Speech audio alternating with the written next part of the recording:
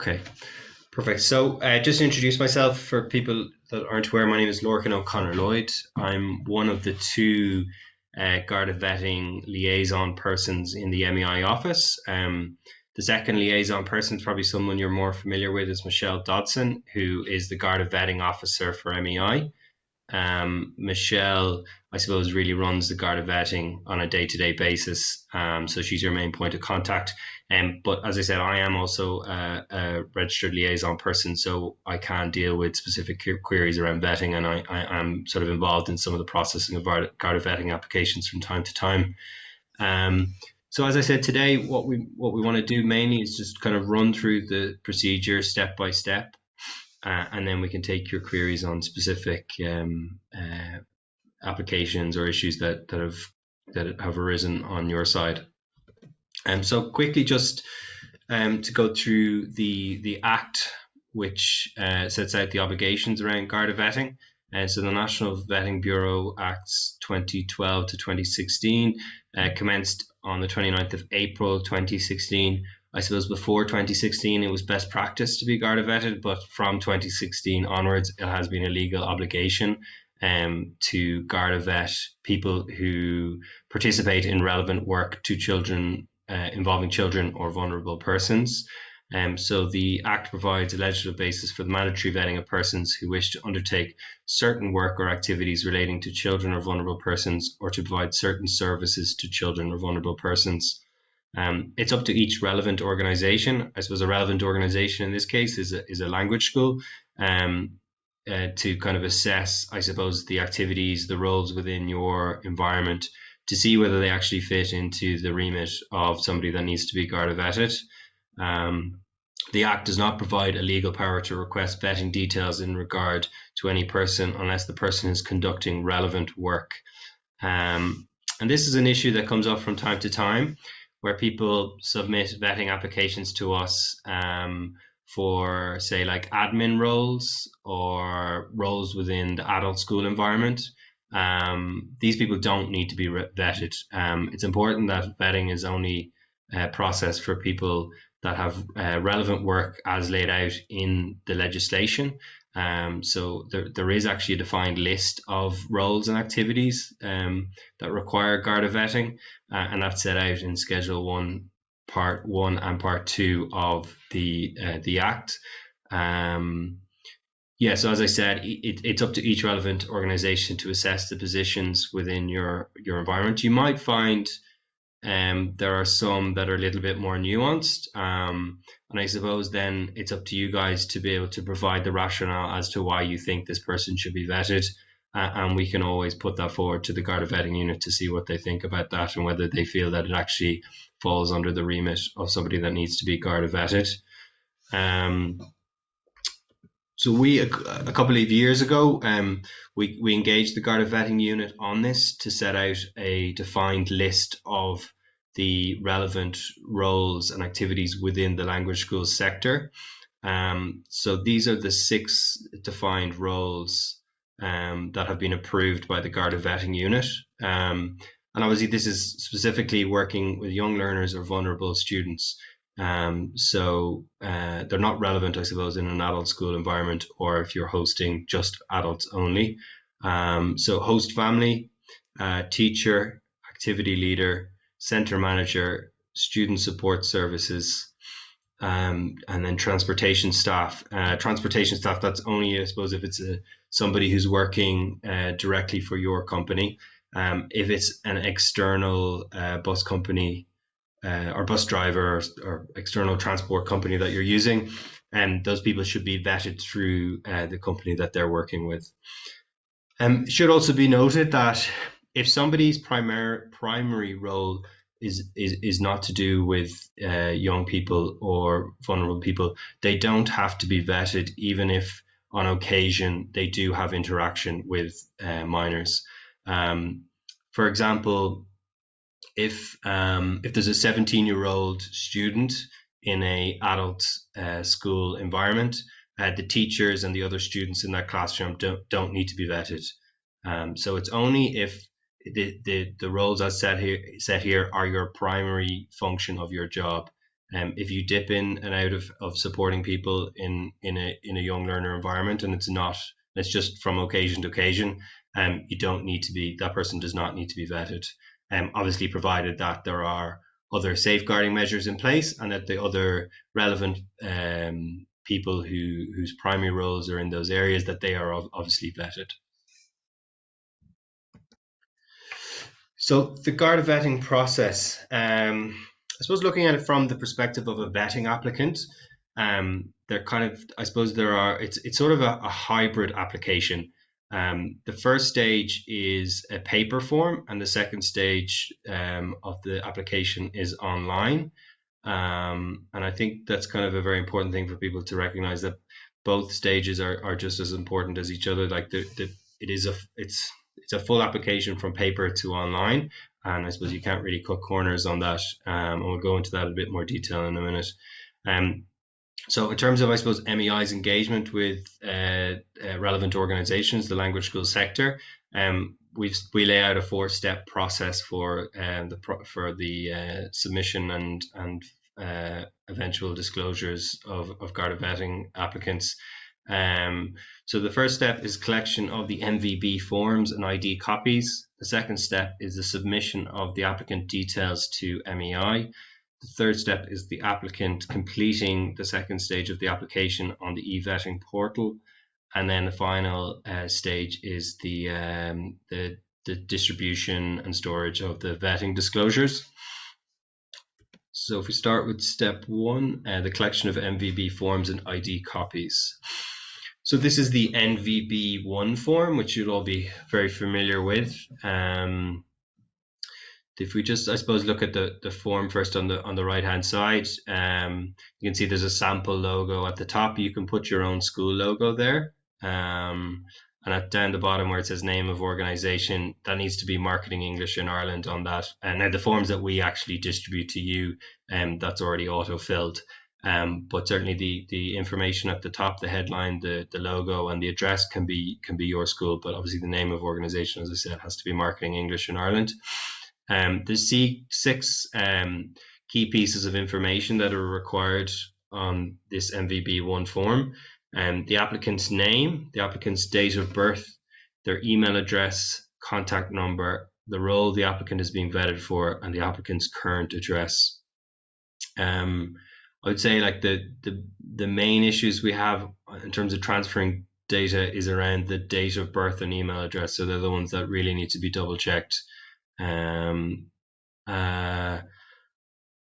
The other thing, I suppose, just there's one other slight variation to this form is the NVB3 form, which is required for vetting applicants that are age 16 or 17 years old. And the only difference really is that the parent or guardian's email address and contact number will be on that form instead. And then also the final signature at the bottom of the document is the parent or guardian signature rather than the 16 or 17-year-old's signature. Signature is very important. I mean, the form can, in theory, be filled out electronically, but the applicant's signature does need to be a wet ink signature. It's also really important that they tick the declaration box at the bottom. And then also that the date of consent that's given at the bottom, it needs to be within 180 days. Otherwise, we can't process the application. The second component, I suppose, of this first stage is the proof of identity, and the proof of identity and the current address information, which I'll just talk about here briefly. So, in order to establish the identity of the vetting subject, the individual must provide documentary proof of each of the following. So valid photo ID to include name and date of birth. And then secondly, evidence of current address. These don't have to be the original documents, they can be scanned copies. But very important that the schools are collecting the NVB1 forms with original signature plus these ID copies, and those documents to be stored at your school until, I suppose, whilst the vetting subject is going through the application process. The evidence of address provided must be dated within 6 months of the date of application. And the name of the photo ID must match the name on your proof of address. There's no requirement on an individual to produce any specific document to prove their identity. So I suppose while you guys can maybe give some pointers to the applicants in terms of what ID copies they might want to provide, you can't actually specifically tell them which ID copies you accept. The Garda vetting unit, I suppose they appreciate that it can be difficult sometimes to verify people's identities. It's not necessarily something that community organizations or businesses around the country are trained up in. So I suppose they have set out an optional 100-point check which you can use as sort of a guideline, I suppose, to help you in terms of verifying the ID copies versus the original MVB1 application form. And if you go to the Garda vetting FAQs, you can see the 100-point check there, as well as the information around the specific requirements for ID copies. So step 2 is, at this stage, the schools have collected the information from the vetting applicant. Then they need to send that information on to MEI once they've verified the ID. This is done, as you're aware, through the MEI website. The URL is mei.ie/vetting. This at the moment it's a public URL, and we are building a new vetting website. There's been just a couple of delays on that. We had hoped to have launched it the early part of this year, but it's not too far away now. On the new vetting website, each school will have their own individual login area, like a kind of dashboard, I suppose, a Garda vetting dashboard. So this will no longer become public. On that dashboard, I suppose one of the advancements on it is that you'll be able to track live all of the applications that you've submitted, as well as the vetting disclosures being securely distributed through the new dashboard rather than by email. So we're hopeful that'll get launched soon, and definitely make a big difference in terms of you guys being able to see where your applications are. We're aware that there are some vetting applicants that send their applications directly to us through this URL. We would certainly advise that you're not encouraging your vetting subjects to do that, because it's really, really important that original MVB1 form is signed and that the declaration is ticked and you have receipt of that, because really, to be honest, it's because it's legal cover for you. If there's ever a dispute around a Garda vetting application, that you have a piece of paper to say that this person has consented to go through the process of being vetted. We have had circumstances in the past where people have got a vetting disclosure back that they're not happy with, or that they dispute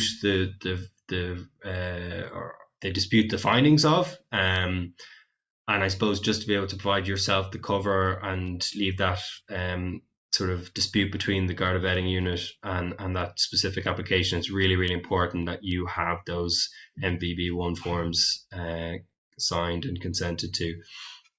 And as you'll see further on the form, on the URL form and on the MEI website, we do ask that you tick documentation furnished. So that's essentially that you've gone through the ID verification process with the applicant, and then consent that the person has written consent to be Garda vetted.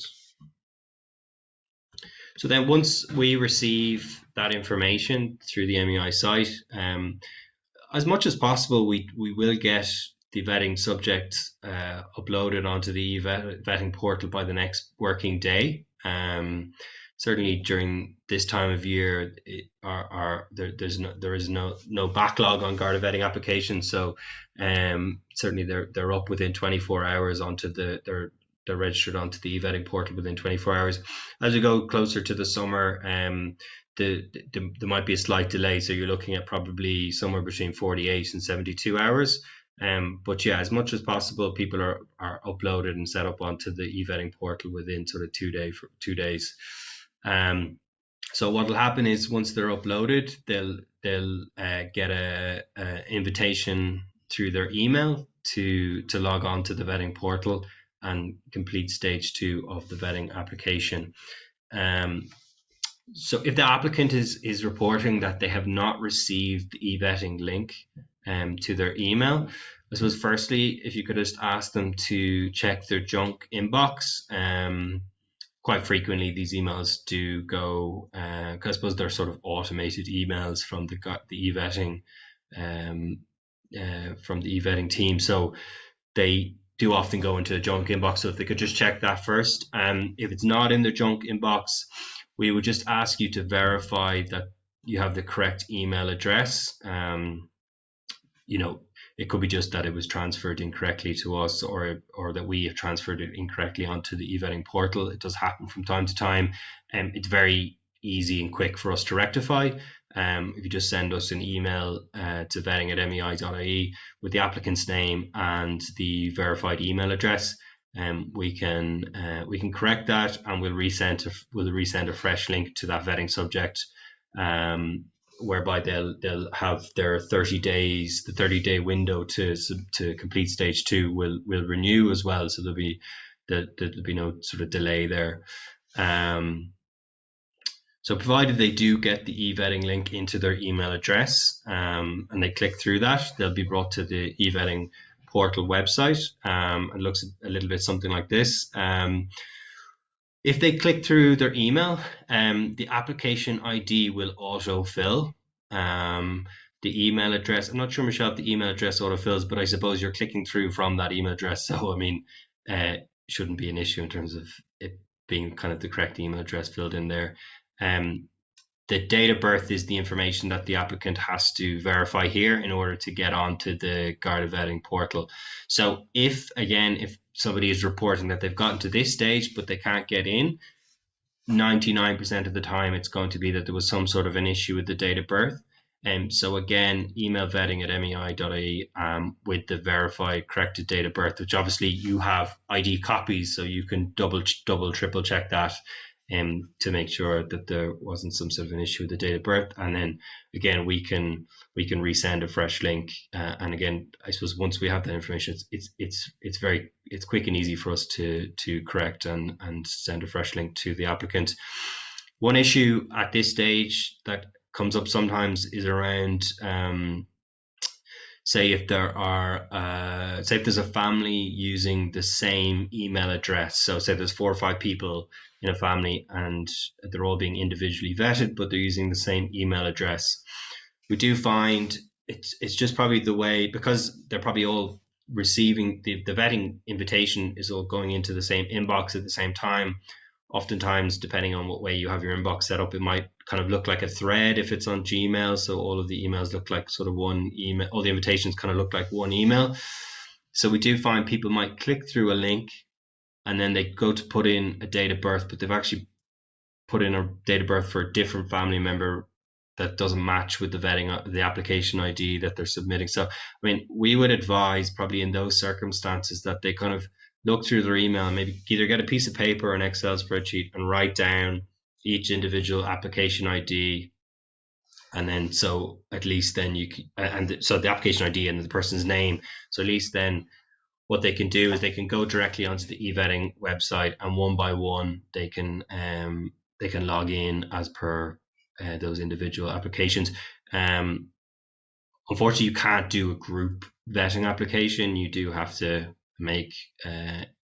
just sort of go through the logging in process for each applicant individually and complete this kind of online stages that way. So, but yeah, it's definitely an issue that crops up around group submissions. So once they've logged in, this will be the first page that they see. Most of the information on the first page will be auto-filled because it's essentially the copy of the paper form, the MVB1 form. I think the one piece of information they'll have to fill out on this is the mother's maiden name. It does also ask for passport number.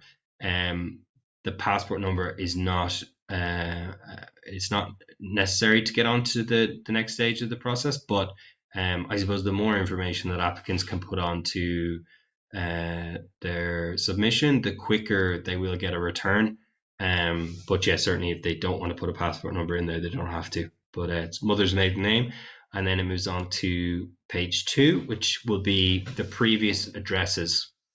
So the most recent address, or their current address, will be listed down below here, and then they have to start entering in all of their previous addresses.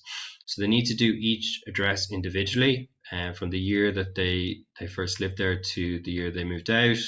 The addresses need to be they can't be written out on line one. They do have to be kind of line by line by line. And if they want to put in a postcode, that's good in terms of, again, kind of speeding up the process, but it's not an absolute necessity, except for in one circumstance, if it's an address in Northern Ireland, it does require a postcode. So if we pick up applications, it's annoying because the system doesn't automatically pick it up if it's a Northern Ireland address. It's only when we're at the review stage on our side in the office that we'll pick up if it's a Northern Ireland address, and then we'll have to contact the school or the applicant to try and figure out the postcodes there and make a resubmission. You won't be able to get on to the next step on this online application unless you have all previous addresses, effectively that there's no gaps between your date of birth and your current address. Sometimes people find it hard, I suppose, to remember the exact address or remember the exact dates that they lived in a house. They just got to do it to the best of their ability. And as I said, the more information and the more accurate information will speed up the process and will get a faster vetting return.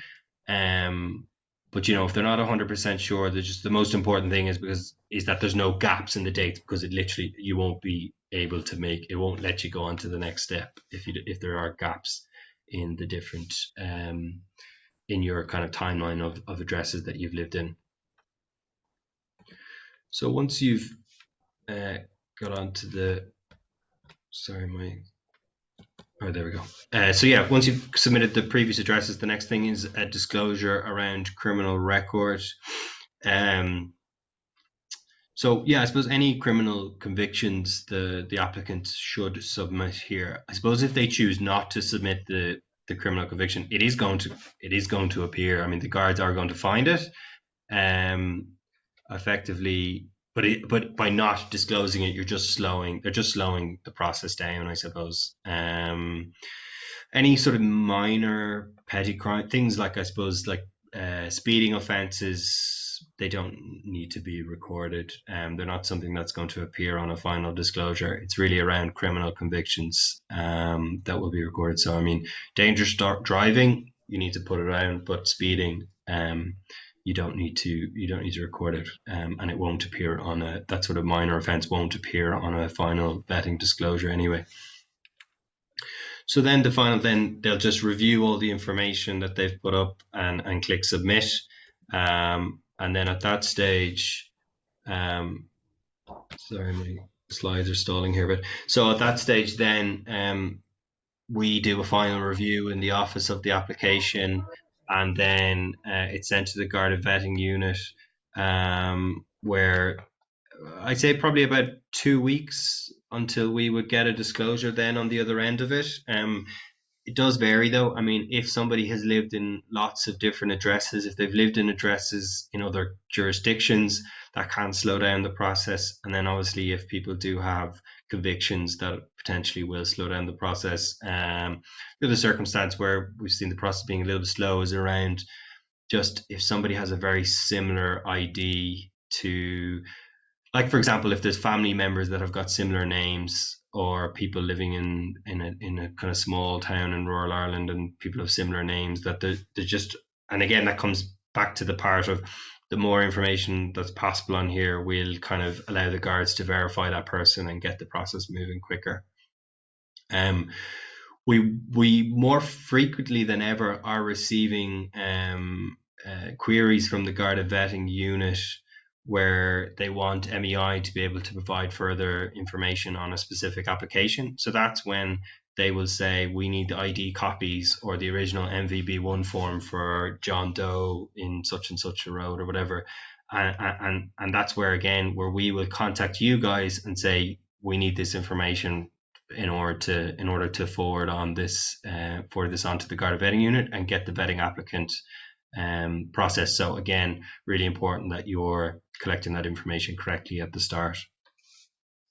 So once we have the disclosure, vetting disclosure will be produced for each individual vetting subject. The vetting disclosure will either include the particulars of their criminal record, or will state that there's no criminal record related to that person.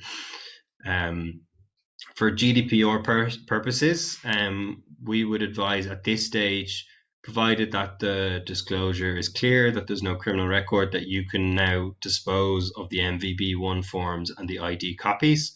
You can, I think what you do then is you will need to store kind of safely the vetting disclosure for that, for the applicant, I suppose, for the duration that they're effectively working for you, whether that's as a host family teacher, student support services, whatever that might be, that you hold on to that disclosure while that is still their kind of primary activity, and they're working with young people or vulnerable people. But yeah, at that stage you can get rid of the MVB1 forms and ID copies. If there is some sort of a criminal record that appears on the disclosure, we'd advise you to hang on to the MVB1 and ID copies, because there may be a dispute later down the line. So decision making once you've received the vetting disclosure. So first, rare, but there can be human error, there can be mistakes, and I suppose it's to allow the subject to be able to provide their account of things. And I suppose, yeah, even then, like they might be able to provide a context to what happened and how it happened, and you might in your mind think, well, actually this person is still a viable candidate for whatever that role is that they are going to hold. So, I mean, following your discussion with the vetting subject, you can request further information from the Garda vetting unit, and that can be done through the MEI office, provided, again, that the vetting applicant is happy for you to, I suppose, dig a bit deeper into what happened on that and with that particular case. Ultimately, the final decision is made by you guys in terms of how the vetting disclosure is going to impact whether the person is fit for the work or activity that they're going to undertake. So we'd advise, I suppose, it's probably worthwhile for you to have a think about it, some sort of a policy where you would review disclosures that declare a criminal conviction. Maybe, I suppose, if you're a big enough organization to do so, you might have a panel of 2 or 3 people that might be able to review this type of disclosure and then kind of make a final call on whether that person is fit and safe to be doing the work that they're doing. Just in terms of re-vetting, currently there is no legal requirement for someone to be re-vetted. There is an allowance in the legislation for the minister to set out re-vetting guidelines, and this is something that Minister McEntee has been reviewing over the last 2 or 3 years. There was set up a consultative forum to review the full Garda vetting process. I think they're very keen to bring in a 3-year term whereby people should be re-vetted, but as it stands, it's not a statutory requirement. The best practice guidelines are to re-vet subjects every 3 years, so certainly we would be advising you to do that. And then finally, host families and teachers must be vetted for each individual school that they work with, so you can't carry over vetting from one provider to another. It is something we've discussed with the Garda vetting unit a number of times to see if there's any way possible that we could set up an MEI umbrella whereby vetting could be recognized across the association, but unfortunately, just they said, but the structure of 60 plus privately owned businesses, that it just isn't possible. The way that it is possible with the likes of the HSE, or say the state teachers, like through the teachers union. So yeah, unfortunately, people do need to be vetted for each individual role they undertake. And I know in some circumstances that could be a host family working with 2 or 3 schools, but just the way the legislation is worded, they do have to be vetted for each individual school that they work with. So I'm going to stop recording now and open up the floor for some questions.